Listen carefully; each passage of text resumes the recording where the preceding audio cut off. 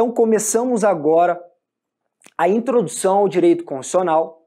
Eu sou seu professor Diogo Medeiros, sou professor de Direito Constitucional aqui do Alfa, sou professor de Direitos Humanos e sou delegado de polícia no estado de Santa Catarina, tenho uma experiência em concursos públicos na medida que eu estudava para concurso ali nos idos de 2010 e fiz minha faculdade querendo ser delegado.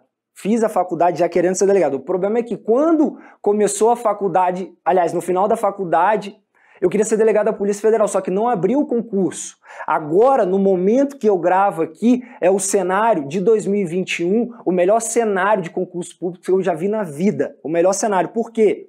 Nós temos a iminência de diversos concursos públicos federais, nós temos a iminência de concursos públicos da Polícia Civil, concurso top, da Polícia Militar. Então esse é o seu momento, 2020 é o seu momento de ingressar na carreira policial, a melhor carreira de serviço público que eu conheço. E para mim, puxando para minha sardinha, investigação dentro das carreiras policiais é a melhor de todas. Então me acompanha, vamos comigo, vamos com calma, vamos à introdução ao direito constitucional, tá? Olha só, introdução ao direito constitucional. Primeiro, você vai observar que no seu edital, normalmente, eu falo normalmente, cai noções de direito constitucional. O que o examinador quer dizer com noções? A expressão noções. Significa basicamente que ele vai te cobrar a literalidade da lei.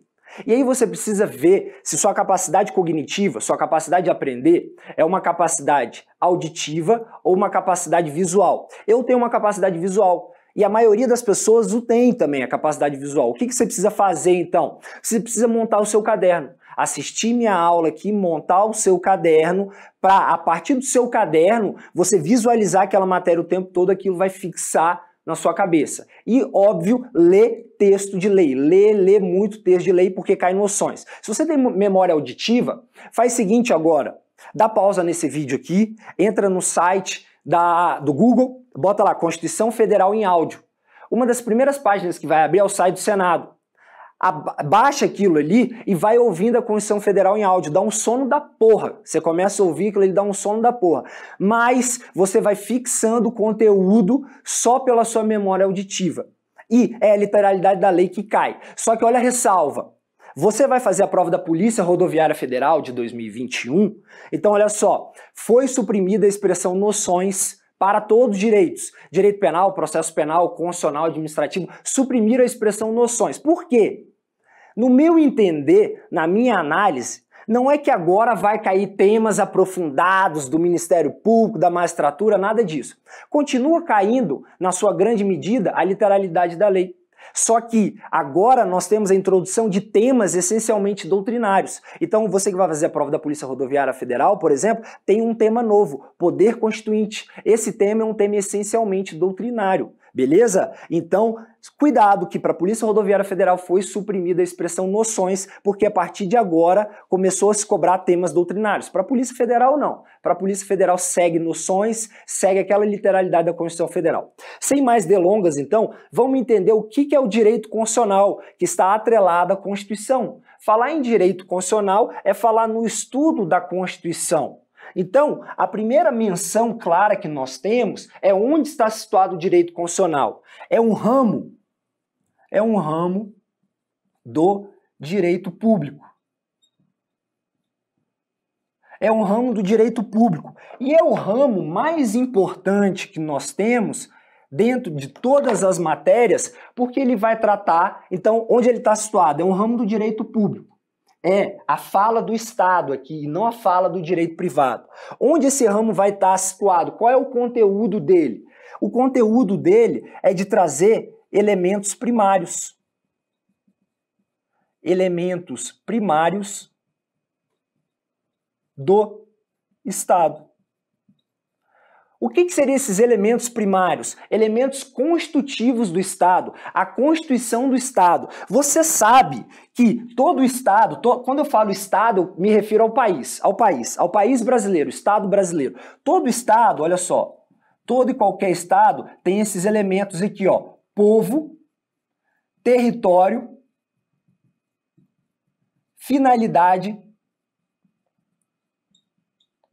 e soberania. Então, a Constituição Federal, como um direito público fundamental, ela vai tratar desses elementos. Quem que é o nosso povo? Conjunto de nacionais, de brasileiros natos e naturalizados. Qual que é o nosso território?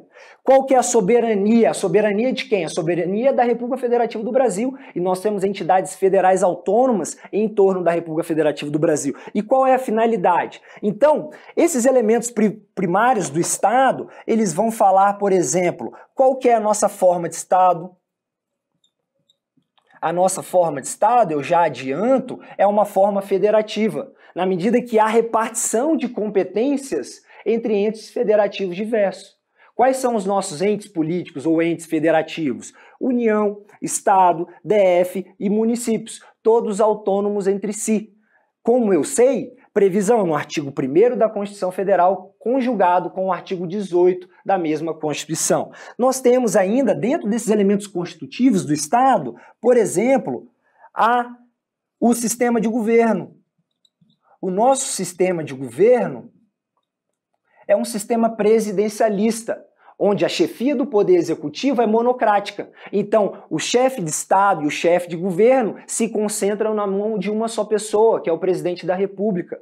As atribuições estão enumeradas no artigo 84. Então, no mesmo momento que o presidente celebra tratados internacionais, ele, por exemplo, organiza a administração federal, atos como chefe de Estado representando o Brasil nas relações internacionais e atos como chefe de governo representando a União como unidade federativa.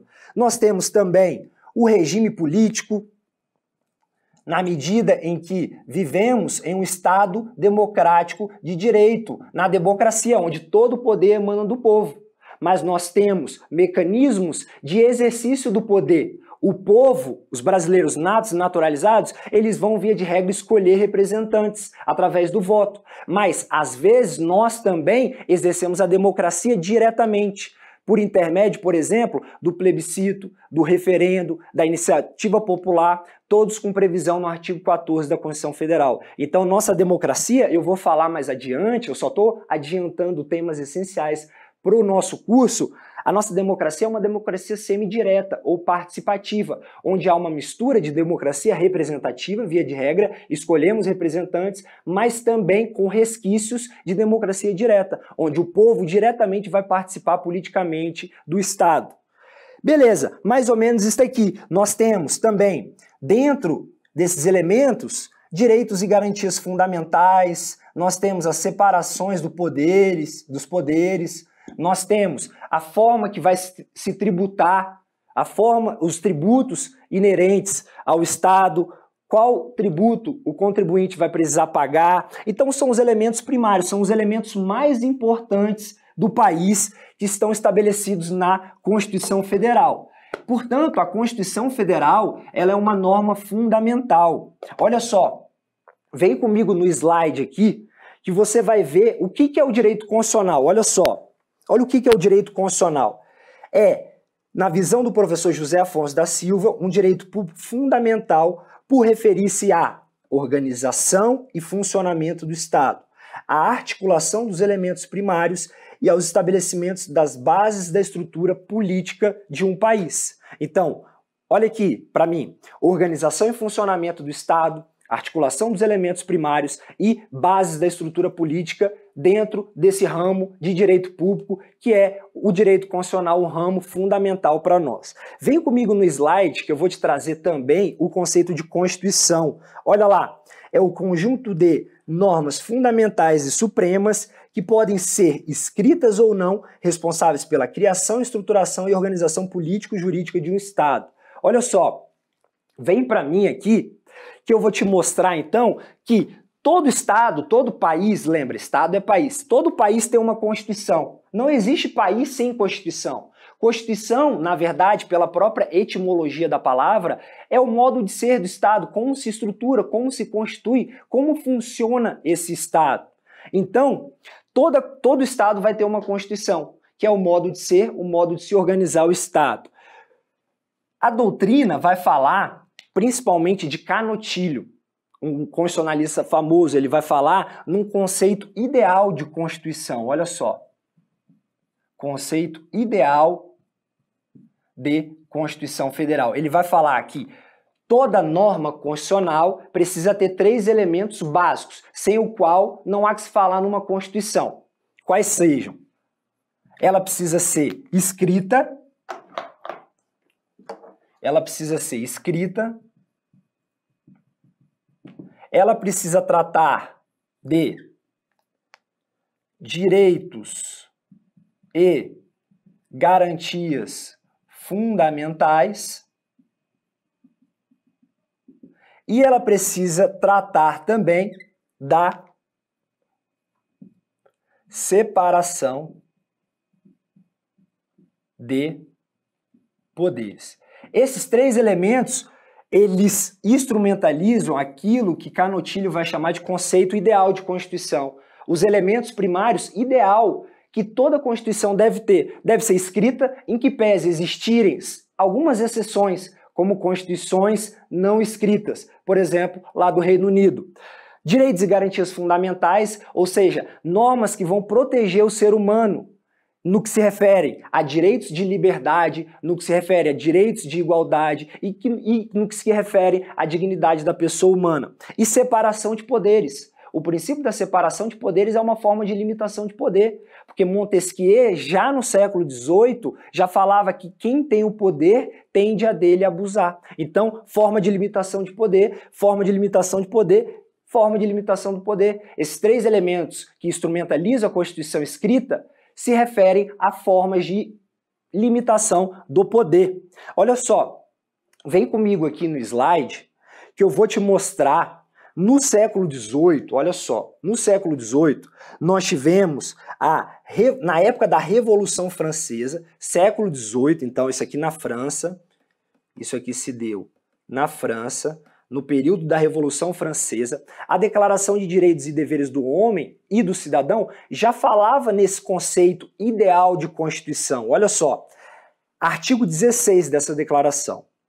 A sociedade em que não esteja assegurada a garantia dos direitos, olha só, nem estabelecida a separação de poderes, não tem Constituição.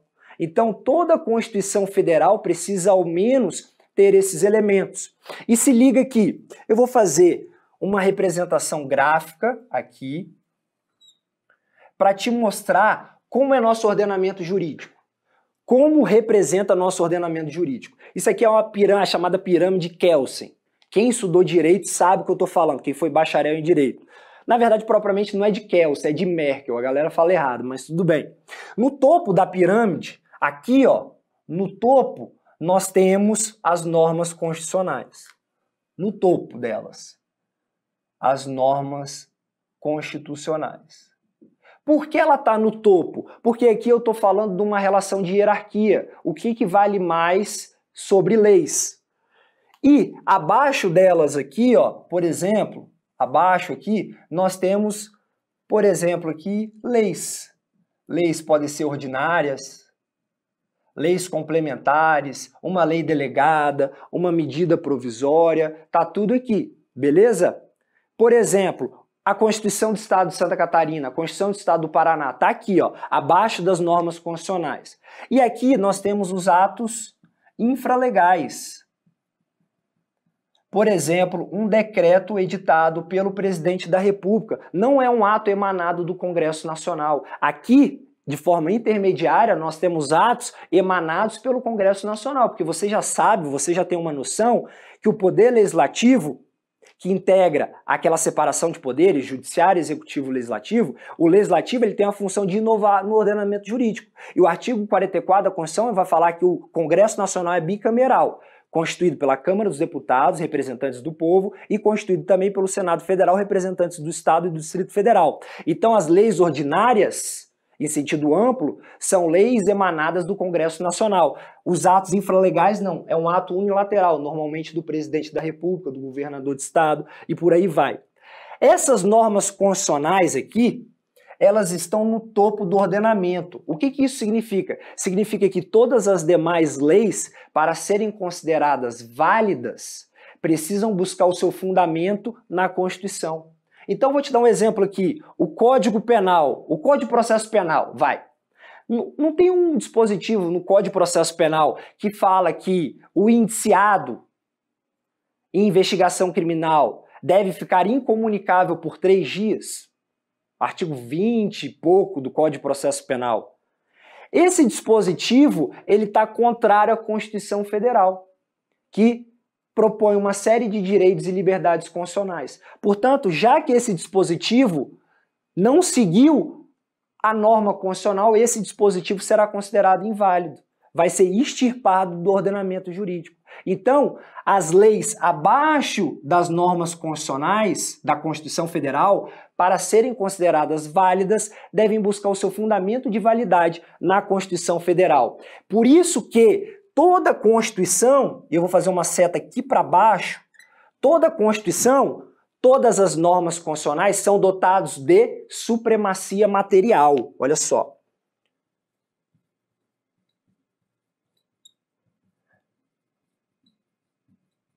Por quê?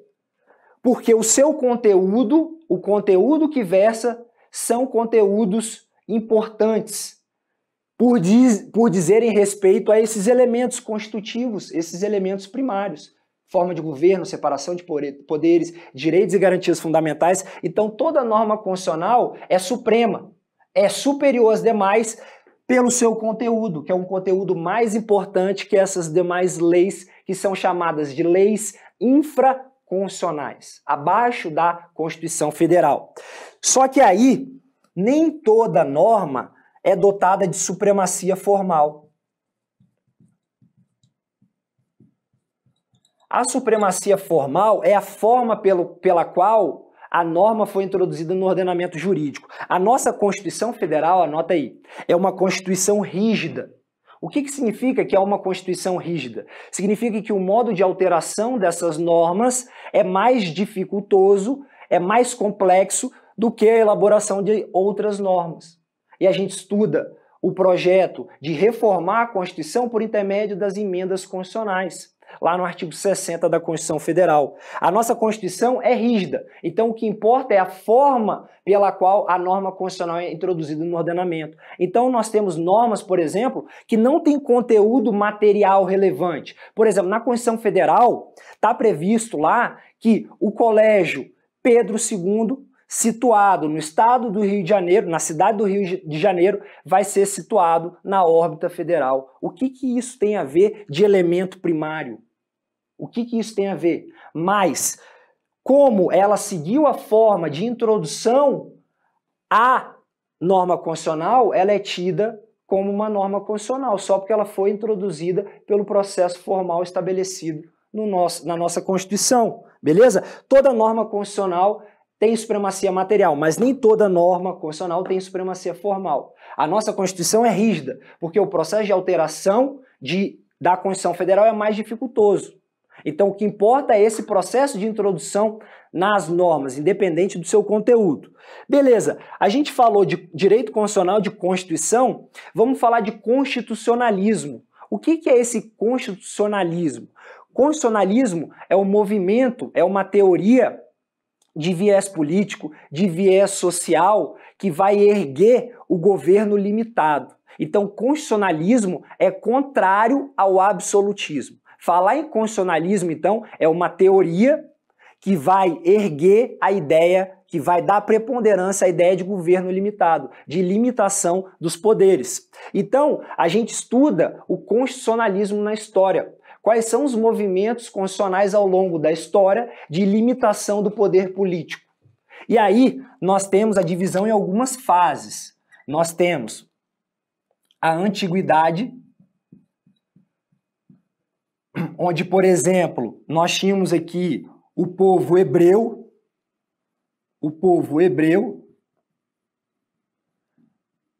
onde acontecia uma limitação do poder pela teocracia, o governo era limitado por uma ordem divina, beleza? O povo hebreu é os primeiros documentos históricos que começam a limitar poder, ainda que emanado de uma ordem divina. Nós temos a Grécia, Na Grécia aqui, nós temos o nascedouro da democracia direta, de modo que os gregos se reuniam nas ágoras, nas praças públicas, para deliberar sobre temas relevantes. Vamos entrar em guerra? Vamos votar uma lei? Vamos fazer isso? Vamos fazer aquilo? Democracia direta, princípio da legalidade. Começa a surgir o constitucionalismo, ou seja, a limitação do poder político. Nós temos Roma também. Em Roma, a gente começa a se falar em direito privado como ênfase no direito de propriedade, ênfase no princípio da legalidade, a separação de poderes começa aqui, beleza? Também é uma época na antiguidade importante para essa limitação do poder, para esse chamado constitucionalismo. Depois a gente entra na Idade Média. Na Idade Média, onde, primeiramente, nós tínhamos o feudalismo, a concentração de poder em razão de donos de terra, nós tivemos aqui um documento importante para sua prova, que é a Magna Carta de 1215, no século XIII. Nesse momento aqui, na Inglaterra, esse documento é um documento em inglês, a gente tinha o rei João sem terra. E aí nós tínhamos estamentos em torno do trono inglês, o clero e a nobreza, e o restante, que não era nem considerado pessoa. Então o clero e a nobreza exigiram do rei João sem terra a edição de um documento que ele mesmo limitava o seu poder. Então na Magna Carta aqui, podem anotar, surge, por exemplo, as balizas do Tribunal do Júri. Nesse momento aqui, a gente começa a falar de um devido processo legal, ou seja, o clero e a nobreza só valia para esses estamentos e não para todos, eles só podiam perder os seus bens ou sua liberdade com um processo devido, um processo enumerado na lei. Então, princípio da legalidade, balizas do Tribunal do Júri, princípio da proporcionalidade das penas, ainda que só para um segmento da população. Beleza, e aí a gente entra na Idade Moderna. Na Idade Moderna. Essa Idade Moderna, ela é dividida aqui em um constitucionalismo clássico, onde basicamente eu tenho a afirmação dos direitos de primeira geração. Eu vou falar disso aqui mais para frente. Os direitos de primeira geração são direitos civis e políticos. Direitos que se referem à liberdade, direitos civis, e direitos políticos, de participação do indivíduo, do cidadão, na condução da coisa pública. Então, por exemplo, nós tivemos as revoluções. Primeiro, uma revolução inglesa, que foi paulatina, que foi de tempos em tempos. Aqui, dentro dessa revolução inglesa, eu destaco um documento chamado, vou botar em preto até, Bill of Rights. Bill of Rights. O que esse documento em inglês fez?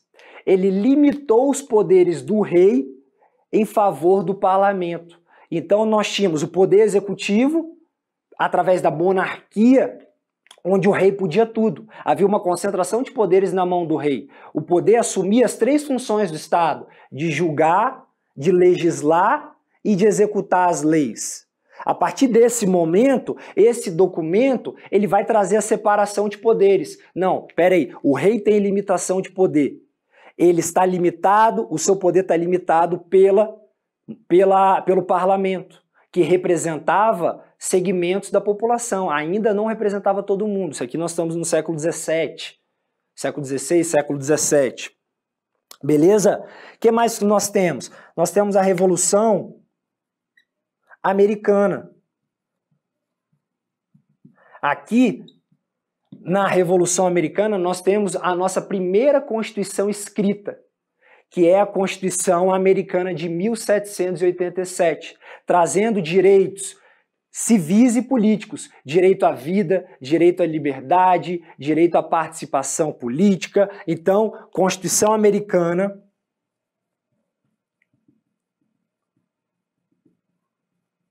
de 1787. E nós temos, por fim, a Revolução Francesa. Em 1789, 2 anos depois, com a Revolução Francesa e com a primeira Constituição Francesa, trazendo aqueles lemas de liberdade, de igualdade, de fraternidade, a tríade da Revolução Francesa. Constituição Francesa de 1789. Mas nós tivemos também na Idade Moderna um constitucionalismo chamado de constitucionalismo social. Lembrando que constitucionalismo é uma teoria, uma ideologia política e social que ergue a ideia do governo limitado. E nós estamos estudando a evolução histórica de documentos importantes aqui para você na prova. Dentro do constitucionalismo social, nós temos a primazia dos direitos de segunda geração. Aqui a gente fala de final do século XIX, entre século XVIII e século XIX. E aí eu destaco para vocês, por exemplo, a Constituição Mexicana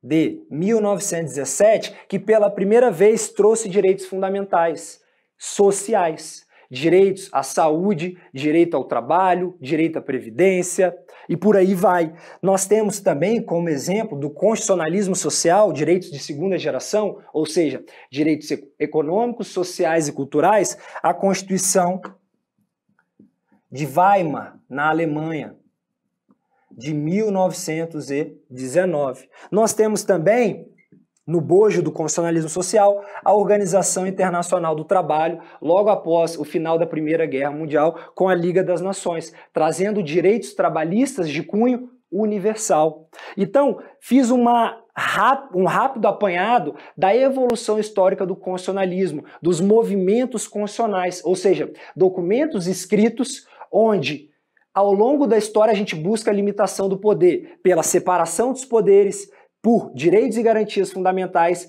e por trazer documentos escritos consagrando esses direitos. Beleza, e aí pode cair na sua prova, pessoal, essa ideia aqui de neoconstitucionalismo. O que é esse neoconstitucionalismo? Ele surge, o surgimento dele é no final do século XX, começo do século XXI. Mas também se verifica no final do século XX. A ideia principal aqui é que eu não busco só na Constituição Federal a limitação do poder, mas eu busco também a efetividade, a eficácia das normas constitucionais. Então, a gente busca a limitação do poder, que é a ideia básica do constitucionalismo, mas também a eficácia das normas constitucionais. Na medida que as normas constitucionais não são letras mortas, a gente busca conferir efetividade a essas normas. Por exemplo, aqui nós temos algumas características desse neoconstitucionalismo, como, por exemplo, uma gama de direitos fundamentais.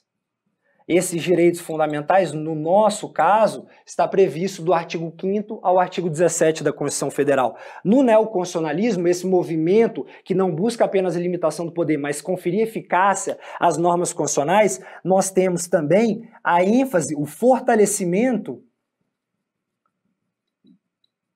do poder judiciário na implementação desses direitos fundamentais. Então, eu tenho lá no artigo 6º o direito à saúde, o direito à moradia, o direito ao lazer, à previdência, à proteção à maternidade. Então vamos colocar o direito à educação também. Só que eu quero matricular meu filho recém-nascido na creche. E a Constituição Federal te outorga lá no artigo 7º a assistência de educação a seus filhos ou dependentes até os 5 anos de idade. Só que aí eu não consigo matricular meu filho na creche municipal. E aí entra o papel do judiciário. Eu bato na porta do Poder Judiciário e falo, olha, a Constituição Federal me outorgou um direito, só que eu não consigo verificar esse direito sendo implementado para mim na prática. Então o judiciário vai ter um papel ativo na implementação desses direitos fundamentais. É por isso que você vê uma porrada de decisão do Poder Judiciário determinando construção de escola, determinando construção, melhorias em presídios, determinando fornecimento de medicamentos, entre outros direitos de segunda geração, direitos sociais. Nós temos também uma primazia de normas e princípios Então, nós temos diversos princípios na Constituição Federal com alta carga axiológica, carga valorativa, beleza? Com alto grau de abstração. Nós temos também direitos fundamentais, fortalecimento do poder judiciário, normas e princípios. Nós temos a prevalência dos direitos humanos, a dignidade da pessoa humana, vou botar a sigla aqui, ó, a dignidade da pessoa humana como um núcleo central no nosso ordenamento jurídico, de modo que, vem comigo no triângulo aqui, na pirâmide, de modo que uma lei infraconstitucional abaixo da Constituição que não respeite a dignidade da pessoa humana vai ser inconstitucional, vai estar em contradição à Constituição, merecendo, então, mecanismos de controle pelo Poder Judiciário, nessa função de implementar direitos fundamentais. Beleza? Eu tenho aqui também no slide, acompanha comigo, olha lá, os elementos essenciais do neoconstitucionalismo. Olha só, existência de normas jurídicas, regras e princípios, a dignidade da pessoa humana como núcleo axiológico de todo o sistema jurídico e a existência de um Estado democrático de direito, que é justamente, vem comigo aqui, o Estado de Direito associado à democracia. O Estado de Direito significa que o Estado vai se submeter às leis, vai se reger pelo princípio da legalidade, mas dentro de um Estado democrático de participação de todos. Voltando lá no slide, como eu falei, ó, o fortalecimento do judiciário e a força normativa da Constituição Federal. Para a gente encerrar esse bloco aqui, vem comigo na estrutura da nossa Constituição Federal. Vamos entrar propriamente na nossa Constituição Federal. Nós temos 3 partes básicas que estruturam a nossa CF. Nós temos o preâmbulo. O preâmbulo é uma carta de intenções, é um documento da Assembleia Nacional Constituinte para os titulares do poder. É uma carta dos exercentes do poder para os seus titulares, que somos nós, o povo. Aqui, o Supremo já falou que isso não tem relevância jurídica. O preâmbulo, então, não é dotado de relevância jurídica. Tem alto valor interpretativo, axiológico, mas não está situado no âmbito do direito, e sim no âmbito da política. Nós temos a parte dogmática propriamente dita, que vai do artigo 1º ao artigo 250 da Constituição Federal. E nós temos o ato, por fim, o ato das disposições constitucionais transitórias. Isso aqui são normas importantes no momento de transição entre a Constituição passada e a nova Constituição, emanada daquilo que a gente vai chamar, e a gente vai ver daqui para frente, o poder constituinte originário, que vai instaurar uma nova ordem jurídica. Beleza? Dentro dessa parte dogmática, eu chamo a atenção que nós temos 9 títulos, do artigo 1º ao artigo 250. Vem comigo nos slides aqui, que eu vou te mostrar esses títulos. Olha lá, são 9 títulos dos princípios fundamentais, artigo 1º ao 4º, os direitos e garantias fundamentais, a organização do Estado, a organização dos poderes, defesa do Estado e das instituições democráticas, tributação e orçamento que não cai para a carreira policial, ordem econômica e financeira que normalmente, tá? Normalmente não cai para carreira policial, ordem social e disposições constitucionais gerais que também não cai. O que a gente vai se preocupar? Quer que eu te dê um apanhado daquilo que cai muito para a carreira policial? Princípios fundamentais, direitos e garantias fundamentais e defesa do Estado e das instituições democráticas, notadamente a segurança pública, que está no capítulo 3 do título 5. Então, vem comigo aqui, do artigo 1º ao 4º, essencial para você, direitos e garantias fundamentais do 5º ao 17 e o artigo 144 da CF, segurança pública. Se quiser te dar mais alguma coisa ainda, poder executivo também cai muito para a carreira policial. Beleza, pessoal? Terminando aqui esse bloco, passamos para um próximo bloco, mais análise dentro de introdução ao direito constitucional. Um grande abraço.